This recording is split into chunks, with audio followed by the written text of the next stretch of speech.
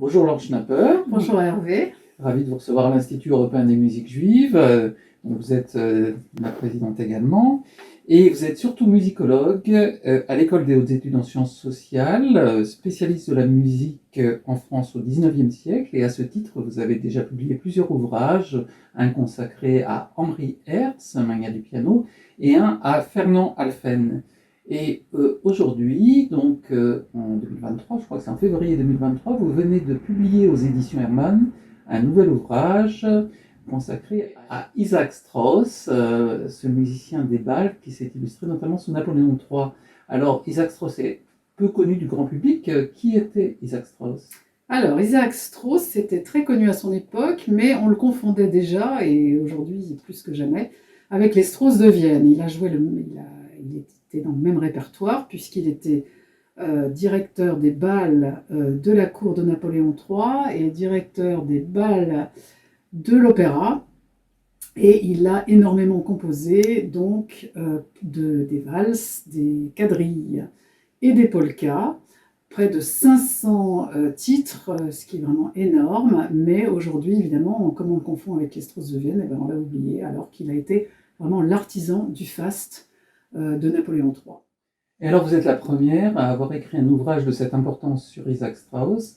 Combien de temps vous a-t-il fallu et quelles ont été vos sources? Enfin, Alors ça a été un gros travail parce qu'il a fallu aussi étudier le contexte dans lequel il a évolué. Et les musicologues s'intéressent peu à la musique de bal, forcément c'est pas la grande musique.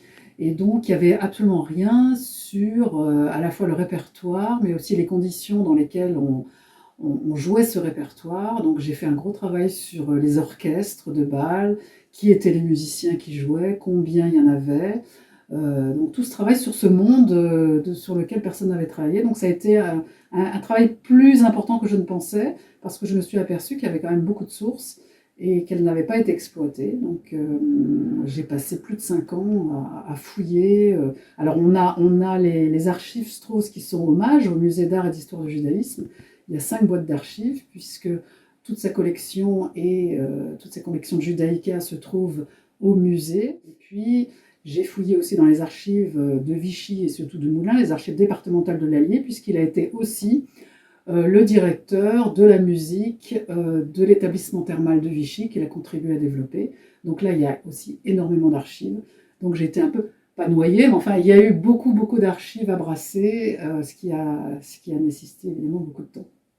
alors une chose qui me fascine un petit peu dans les ouvrages d'ailleurs que vous avez écrits, on a parlé de Henri Herz, de Fernand Alphen, maintenant Isaac Strauss, tous les trois ont un point commun, c'est quand même d'être issus de familles juives et d'être nés dans la période de l'intégration des Juifs de France qui sont devenus des citoyens français de confession israélite.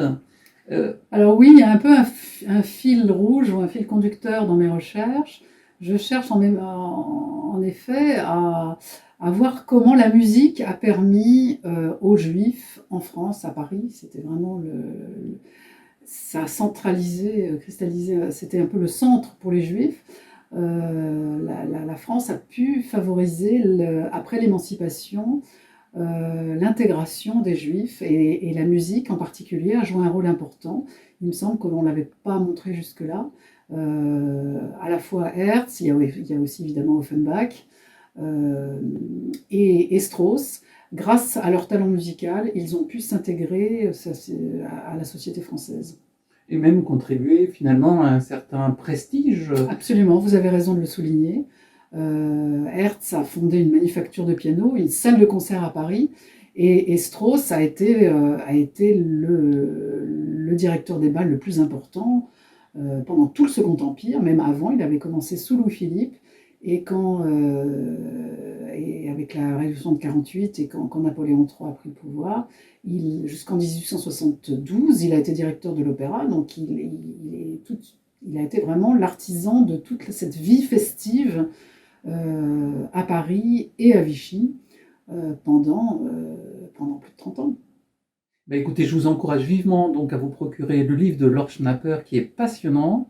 ce livre qui non seulement nous fait connaître Isaac Strauss, alors qui était directeur de bal, 500 compositions, 500 danses, mais Et l'arrière-grand-père de Lévi-Strauss, il ne faut pas l'oublier. voilà, donc qui a vraiment légué à la postérité non seulement sa musique, mais également des grands penseurs, anthropologues. Et merci beaucoup, Laure Schnapper, pour cet Merci à vous, Hervé. entretien.